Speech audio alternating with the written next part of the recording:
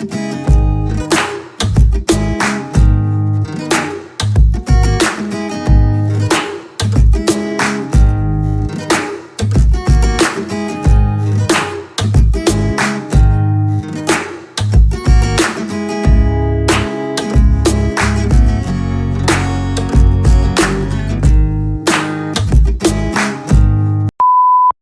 Assalamualaikum. Pada video ini saya akan menjelaskan mengenai tugas 3 dari Karil Universitas Terbuka. Jadi langkah awalnya yaitu kita buka dulu di e-learning.ut.ac.id. Nah, maka akan muncul tampilan seperti ini. Kemudian teman-teman harus masuk terlebih dahulu. Nah, tampilannya akan seperti ini. Kemudian kita masuk di Karil. Nah, kebetulan untuk di minggu ini udah terbuka untuk tab kegiatan belajar 6 dan kegiatan belajar 7.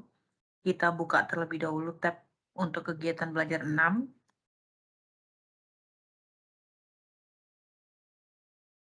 Kemudian ada bedah artikel ilmiah di sini untuk kegiatan belajar 6. Coba kita dengarkan terlebih dahulu untuk videonya.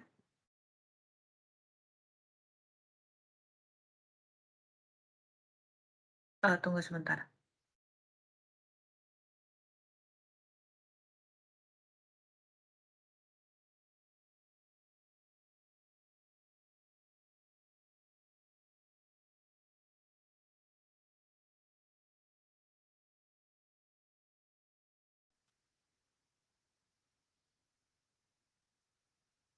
Kita coba dulu untuk putar videonya. Assalamualaikum warahmatullahi wabarakatuh. Halo mahasiswa Universitas Terbuka yang kami banggakan. Dalam kegiatan belajar 6 ini, saudara diharapkan mengikuti tutorial webinar secara sinkronus pada jadwal yang telah diberikan.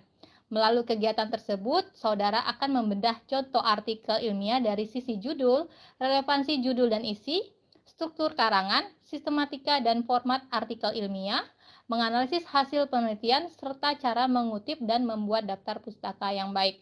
Baik, saya tunggu kehadiran teman-teman semua dalam tutorial webinar, dan saya akhiri. Wassalamualaikum warahmatullahi wabarakatuh. Waalaikumsalam warahmatullahi wabarakatuh. Nah, itu adalah video sapaan dari Ibu Heriani selaku dosen pembimbing saya, di mana di situ dijelaskan bahwa untuk kegiatan belajar ke-6 ini adalah kegiatan belajar yang sinkronus, di mana sudah diinfokan bahwa di sini akan ada TWEB atau tutorial webinar kedua sesuai dengan masing-masing jadwal dari dosen pembimbing masing-masing teman-teman. Dan tadi juga dijelaskan bahwa pada kegiatan belajar ke-6 ini, pada saat web nanti akan dilakukan pembedahan contoh artikel ilmiah, baik itu dari sisi judul, dari relevansi judul dan isi, kemudian dari struktur karangan, sistematika, dan format artikel ilmiah, serta menganalisis pemikiran hasil penelitian dan cara mengutip, serta membuat daftar pustaka. Jika dilihat dari item yang harus kita kuasai dalam kegiatan belajar ke-6 ini, saya rasa ini kurang lebih sama dengan kegiatan belajar, dengan tugas kedua Karel kemarin, akan tetapi ini lebih kompleks, karena pada kegiatan belajar ke-6 ini, untuk tugasnya nanti, kita diminta sampai dengan isi,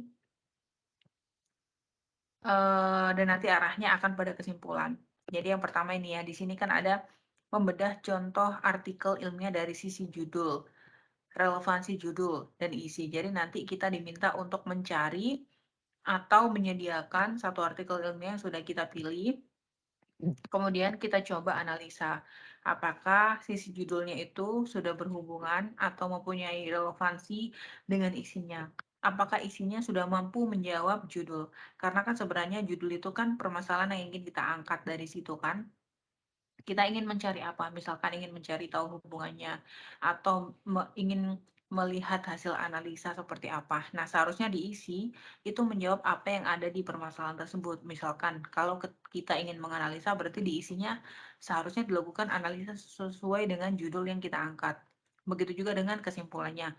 Kesimpulan itu harus menjawab dari permasalahan yang ada di dalam jurnal kita. Kemudian untuk struktur karangan, yang pastinya struktur dan sistematikanya sesuai dengan format yang telah diberikan oleh UT.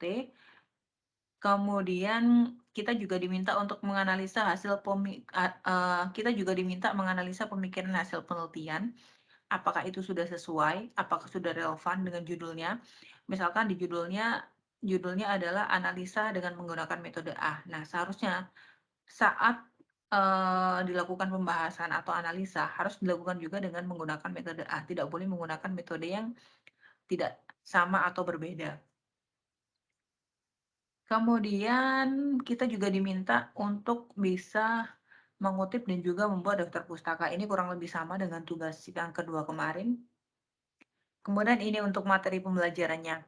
Jadi, mmm, kita diminta untuk menghadiri kegiatan tutorial sinkronus, yaitu tutorial webinar, dan diminta untuk mempelajari materi pembelajaran berikut ini.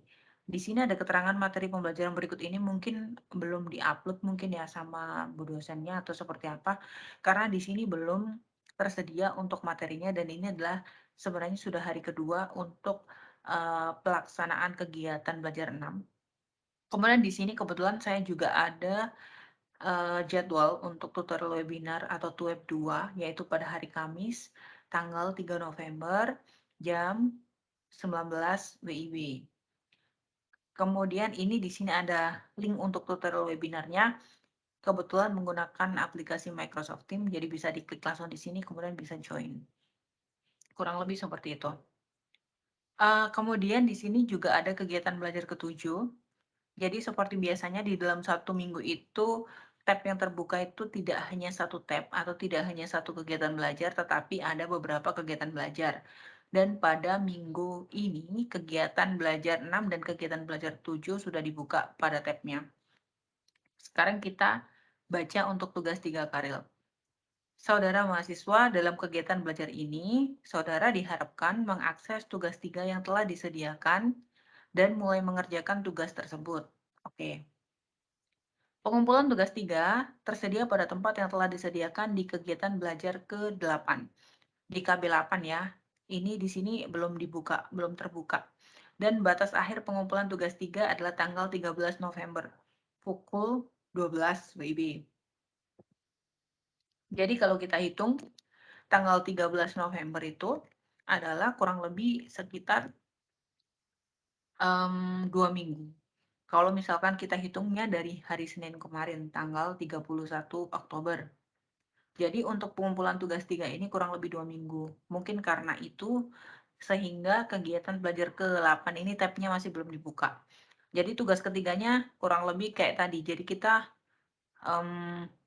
tadi kan kita diminta dulu ya untuk belajar gitu ya. Menganalisa dari satu jurnal, apakah judulnya itu sudah relevan dengan isinya, sudah relevan dengan analisanya, sudah relevan dengan sistematikanya, dengan um, kerangkanya itu seperti apa, strukturnya, dengan kesimpulannya seperti apa, apakah sudah sesuai. Nah, di tugas 3 ini, kalau menurut saya, kita diminta juga untuk melakukan hal itu pada karil atau kerangka karil atau kerangka jurnal yang sudah kita buat. Mulai dari tugas 1 sampai dengan tugas 2. Akan tetapi kalau misalkan di tugas 3 ini pun teman-teman ternyata ada perubahan judul atau perubahan metode atau perubahan permasalahan dan lain-lain, masih tetap bisa dikerjakan. Yang penting teman-teman bisa nge-handle dan waktunya masih cukup. Yang penting manajemen waktunya sih. Nah, di sini kan ada selamat mengerjakan tugas 3, sukses selalu untuk kita semua, pembimbing. Nama pembimbing. Nah, ini saya rasa di sini kan masih ada tulisan merah ya. Ganti warna merah teks ini menjadi hitam setelah diganti dengan nama pembimbing. Ini itu sebenarnya kalau menurut saya ini kayak sudah format gitu dari UT. Kalau misalkan dosennya itu sudah mengisi namanya di sini untuk item sapaan ini, kemudian kasih namanya di sini, seharusnya ini udah nggak ada sih. Jadi ini teman-teman nggak usah dipertanyakan karena ada beberapa di video saya yang sebelumnya ada yang tanya untuk yang teks merah tuh seperti apa gitu. Jadi ini lebih ranahnya ke dosen sih. Kemudian untuk tugasnya adalah saudara mahasiswa peserta bimbingan karya ilmiah, pada sesi ini saudara diminta untuk menuliskan draft artikel karya ilmiah yang saudara kembangkan. Nah, kita dimintakan untuk menuliskan draft karya kita yang sudah dikembangkan. Jadi sudah berkembang, sudah menjadi lebih baik lagi, sudah direvisi. Yang saudara kembangkan mengacu pada judul, rangkuman referensi, jadi judulnya dituliskan, diperiksa lagi, kemudian rangkuman referensinya dicek apakah ada tambahan lagi referensi. Kalau ada tambahan referensi, dicek cara penulisan kutipannya, kemudian diperiksa juga di daftar pustakanya apakah sudah tercantum di situ. Seharusnya apa yang ada di kutipan itu masuk juga di daftar pustaka, itu. Itu gampangannya seperti itu. Dan kerangka penulisan artikel ilmiah yang telah saudara kembangkan dan sempurnakan sebelumnya, ya kan? Yang sebelumnya sudah dibuat dan telah dikembangkan dan juga disempurnakan. Jadi dari tugas 1, kemudian dikembangkan lagi di tugas 2, dan di tugas 2 itu ditekankan ke penulisan daftar pustaka dan juga pengutipan. Kemudian di tugas ketiga ini diminta lagi untuk lebih menyempurnakan dan mengembangkan. Kalau misalkan memang ada kekurangan atau perubahan itu nggak apa-apa. Kalau misalkan ada perbedaan judul misalkan atau permasalahan dan lain-lain antara tugas 1, antara tugas 3 ini dengan tugas 1 dan 2 itu tidak masalah. Yang penting teman-teman bisa bertanggung jawab terhadap apa yang teman-teman tuliskan dan teman-teman paham dan referensinya jelas dan relevan, kayak gitu. Format draft artikel tersebut menggunakan template yang telah disediakan. Nah, template yang telah disediakan, template-nya itu sesuai dengan kerangka Karil yang ada di panduan Karil dari UT. Mmm Kemudian file draft artikelnya itu harus memuat pertama judul, judul seperti kemarin yang sudah saya jelaskan, kemudian nama penulis, alamat email, dan program studi di UT. Ini agak beda sih kalau ada alamat email dan program studi di UT. Seingat saya kemarin untuk di format itu nggak ada alamat email. Kemudian abstrak dalam bahasa Indonesia ini sama, kalau di dalam panduan UT memang hanya ada dalam bahasa Indonesia. Tapi karena kemarin saya masih agak ragu, dan mau saya tanyakan lagi sehingga saya provide 2 abstrak yaitu dalam bahasa Indonesia dan bahasa Inggris, dan untuk yang bahasa Inggris saya menggunakan font italic, dan untuk yang bahasa Indonesia saya menggunakan font yang biasa, akan tetapi untuk beberapa kata yang berbahasa asing saya miringkan. Kemudian ada kata-kata kunci sama, kemudian di pendahuluan tanpa subjudul, artinya gimana? Tanpa subjudul itu seperti ini, misalkan di pendahuluan ya, ini nggak ada lagi misalkan satu pendahuluan, kemudian di-enter lagi 1.1 latar belakang. Nah, nggak ada seperti itu. Jadi semua jadi satu di sini, nggak ada subjudul, cuman ada gini aja, judulnya pendahuluan dan nggak ada 1.1, 1.2, nggak ada seperti itu, ya. Cuman judul aja. Kemudian tanpa subjudul memuat latar belakang. Nah, di situ ada latar belakang kenapa kita mengangkat judul tersebut, masalahnya seperti apa sih sehingga kita harus lakukan analisa. Di situ ada masalah apa sih sehingga kita harus memecahkannya dengan metode A, dengan metode B, harus kita lakukan perhitungan untuk bisa menjawab permasalahan itu. Nah, seperti itu tuh masuk di pendahuluan. Kemudian ada juga sedikit tinjauan pustaka. Nah, coba kita lihat di sini. Ada sedikit tinjauan pustaka ya di sini. Nah, ini kan pendahuluan nih.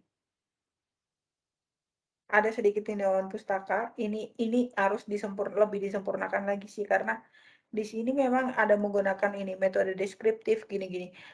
Ini kan saya ngambil dari jurnal ya, saya cuman copy paste saja. Jadi kalau misalkan saya memberikan komentar terhadap jurnal ini di sini, kalau misalkan berdasarkan formatnya UT ya, karena kan mungkin kalau menurut dosen pembimbing penulis ini sudah sesuai karena memang disesuaikan dengan format masing-masing dari universitas, karena Memang format dari masing-masing universitas itu berbeda dan punya format tersendiri.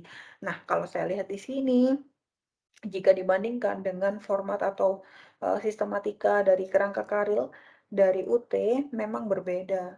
Oke, dari subbabnya memang dia tidak ada subbab, kemudian latar belakang memang sama ditaruh di sini jadi satu di pendahuluan.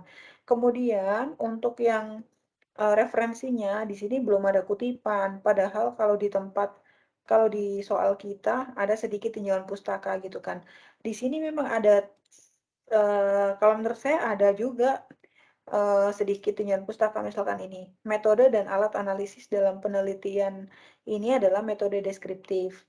Penelitian ini, nah ini kan deskriptif ini pakai F. Nah yang kayak kayak gini teman-teman juga harus cek typo atau gimana, dan kemudian untuk yang kata-kata menggunakan bahasa asing atau bahasa Inggris itu harus dibuat, miring atau italic kayak gitu, dicek lagi dari segi bahasanya, apakah sudah menggunakan bahasa yang baku, kemudian dari tanda baca, kemudian dari pemilihan katanya, kemudian kalau misalkan di sini ini merupakan satu tinjauan pustaka, seharusnya di sini ada kutipan. Makanya kemarin di tugas 2 kita diminta untuk bisa membuat penulisan kutipan yang baik seperti apa dan juga pembuatan daftar pustakanya. Jadi teori yang di sini itu seharusnya diberikan, kutipan ngambilnya dari penulis atau buku apa, dari penulis siapa, kemudian tahunnya berapa, kemudian nanti seharusnya apa yang menjadi kutipan di sini seharusnya juga disampaikan di daftar pustaka, seperti itu. Kemudian serta masalah atau tujuan penelitian. Jadi di sini juga dijelaskan mengenai permasalahannya dan tujuan. Nah, kalau di sini kan ada tujuannya. Kontribusi penelitian ini adalah memberikan gambaran rasio-rasio. Nah, kayak gini kan, rasio-rasio. Seharusnya kayak gini. Rasio-rasio keuangan tersebut sudah menjelaskan kinerja keuangan yang bagus atau tidak pada PT Putra Perkasa Abadi Kabupaten Tanah Bumbu. Itu adalah tujuannya. Kemudian ini double sih. Ini coba saya hapus saja ya. Kemudian kalau kita cek lagi di sini, masalah atau tujuan penelitian, kita cari di sini ya, masalah atau tujuan sorry sorry, masalah atau, oh ini tadi udah menjawab sih, atau tujuan penelitiannya. Kemudian metode. Di metode, coba kita lihat di sini. Kalau di UT memang setelah pendahuluan langsung metode. Nah, di sini juga kebetulan langsung metode. Kemudian jenis penelitiannya seperti apa dijelaskan di sini.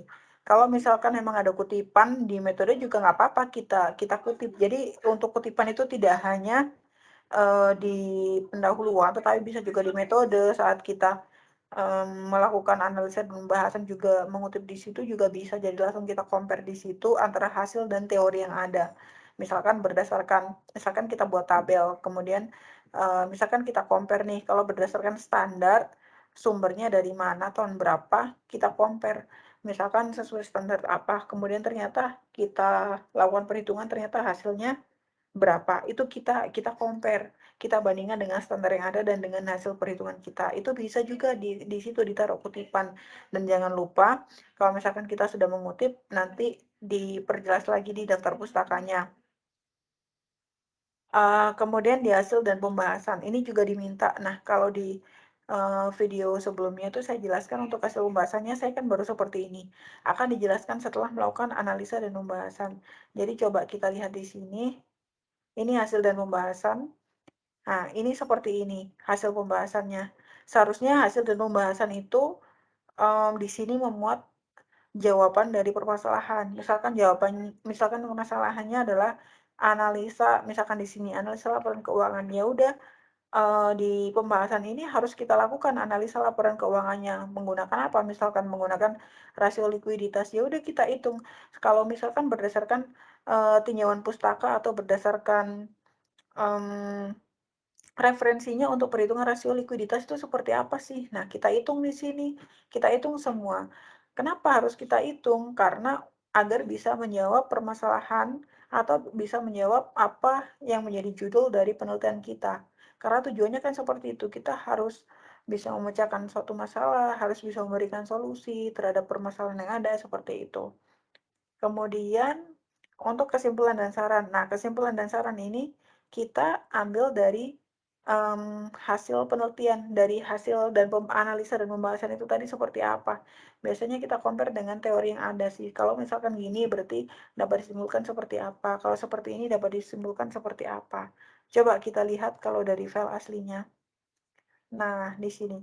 Untuk meningkatkan terhadap rasio yang memiliki kriteria buruk seperti rasio likuiditas. Nah, ini sebenarnya kalau saya kalau untuk penutup itu seharusnya diberi kayak semacam, tapi sebenarnya nggak apa-apa sih gini juga. Tapi kalau misalkan diberikan berdasarkan analisa yang sudah dilakukan, gini, gini, gini, gini, gini, didapatkan kesimpulan atau didapatkan hasil sebagai berikut, poin 1, poin 2, poin 3 gitu.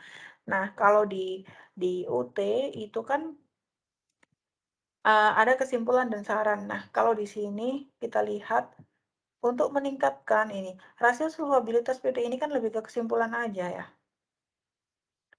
Tapi di sini memang ada sih, tapi ini saya nggak tahu sih ini untuk ini kesimpulan atau saran. Untuk menjaga dan meningkatkan rasio profitabilitas, sebaiknya pimpinan perusahaan ini saran tapi dijadikan satu dengan kesimpulan tapi ada di penutup dan nggak runtut gitu loh kayak habis saran, kesimpulan gitu. Kalau misalkan kayak untuk meningkatkan terhadap ini kan lebih ke saran ya. No, poin 3 juga untuk menjaga kayak lebih ke saran. Tapi untuk poin 2 dan poin 4 kalau kita lihat rasio solvabilitas pada PT Berkah Restu Banjarbaru periode 2018 sampai 2020 menunjukkan kriteria buruk. Nah, berarti kan ini didapatkan dari hasil analisa dan pembahasan. Kalau ini kesimpulan, ya kan? Ini juga lebih ke saran sih, tapi dicampur-campur gitu loh. Seharusnya kesimpulannya sendiri, kemudian saran juga sendiri. Tapi memang tidak ada subbab ya. Tapi memang di sini di tapi paling nggak diurutkan aja gitu loh. Kalau ini kan kayak lompat-lompat, habis saran, kemudian kesimpulan, kemudian saran lagi. Coba kita lihat di sini. Selanjutnya setelah kesimpulan dan saran, daftar pustaka. Nah, daftar pustaka seperti yang saya jelaskan di video sebelumnya, berisi pustaka atau referensi yang dirujuk saja dengan ketentuan minimal 5 jurnal bereputasi terbitan 10 tahun terakhir dan minimal 5 buku terbitan 10 tahun terakhir. Nah, nanti draft artikelnya itu yang di-upload atau diunggah itu disimpan dalam bentuk format PDF. Jadi nanti yang di-upload itu menggunakan format PDF saja. Sebelumnya memang di tugas 1, tugas 2 kemarin saya uploadnya menggunakan format Word. Akan tetapi di sini diminta untuk menggunakan format PDF. Nah, kalau misalkan teman-teman masih ada yang hal yang masih bingung atau pertanyaan yang ingin ditanyakan, bisa langsung saja diketik di kolom komentar. Untuk agenda Web 2 itu kan tadi kan di situ dimention untuk jadwal saya adalah di tanggal 3 November yaitu hari Kamis. Nah, untuk hasilnya nanti saya akan record dan saya akan bagikan ke teman-teman juga apa saja sih yang kita bahas atau kita diskusikan selama kegiatan Web 2 nanti. Nah, selain itu, kemarin di grup WhatsApp kebetulan eh, kita ada grup WhatsApp ya. Nah, kemudian ibu dosen pembimbingnya menginfokan bahwa untuk kegiatan Web 2 itu kita diminta untuk mempersiapkan masing-masing artikel yang akan dibedah sesuai dengan penjelasan tadi. Jadi ada artikel yang kita bedah seperti contoh yang udah saya berikan ini tadi ya, kita bedah apakah judulnya udah sesuai, kemudian permasalahannya seperti apa gitu. Nah, artikel yang akan dibedah bisa menggunakan artikel yang sebelumnya telah diringkas pada tugas 1. Seperti itu. Ini agar lebih memudahkan aja sih, biar teman-teman juga nggak mengulang-ulang mencari artikel baru atau melakukan pembedahan artikel yang baru. Karena kan saya yakin artikel yang sebelumnya yang sudah dipelajari, sudah dibedah di tugas 1 dan dimasukkan sebagai referensi itu teman-teman udah pahami. Karena kan memang butuh waktu juga ya untuk memahami dan membaca artikel sebagai referensi kita gitu. Jadi dicek, lebih ke dicek antara judul, kemudian relevansinya seperti apa sih dengan permasalahannya, kemudian dengan metodenya, dengan daftar pustakanya dan lain-lain kita cek apakah sudah sesuai.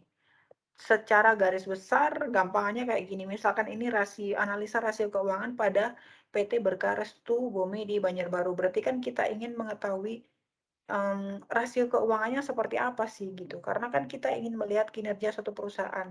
Nah, kinerja suatu perusahaan itu bisa kita lihat dari analisa rasio keuangannya, berarti kan kita butuh nih, hasil rasio keuangannya seperti apa sih? Apakah dalam keadaan baik atau buruk gitu.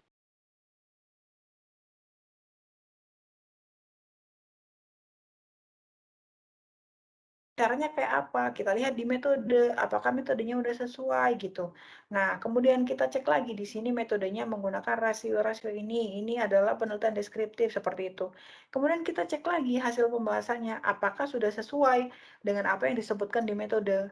Misalkan di metode dijelaskan menggunakan rasio likuiditas, profitabilitas, dan lain-lain. Kita cek nih di hasil dan pembahasan, apakah sudah menggunakan metode tersebut. Misalkan di metode itu menggunakan 3 metode, disebutkan 3 metode, akan tetapi di hasil dan pembahasan hanya menggunakan 2 metode, berarti itu kan nggak relevan, kayak gitu kan. Kemudian, di kesimpulan, seharusnya di kesimpulan itu juga menjelaskan dari misalkan kita menggunakan 3 metode, ya yang kita jelaskan adalah 3 metode itu, gitu kan. Karena kan kita ingin memang melakukan analisa menggunakan 3 perbandingan rasio, misalkan rasio A, B, C. Seharusnya di kesimpulannya kita jelaskan mengenai hasil dari perbandingan menggunakan 3 rasio tersebut seperti itu. Kurang lebihnya kayak gitu sih, lebih dicek lagi, disempurnakan lagi dari segi penulisan, dari segi bahasa, dari sistematikanya, kemudian relevansinya, apakah sudah cukup relevan, apakah sudah menjawab pertanyaan dari permasalahan yang ada di dalam jurnal tersebut, seperti itu. Kurang lebihnya seperti itu teman-teman. Terima kasih. Wassalamualaikum warahmatullahi wabarakatuh.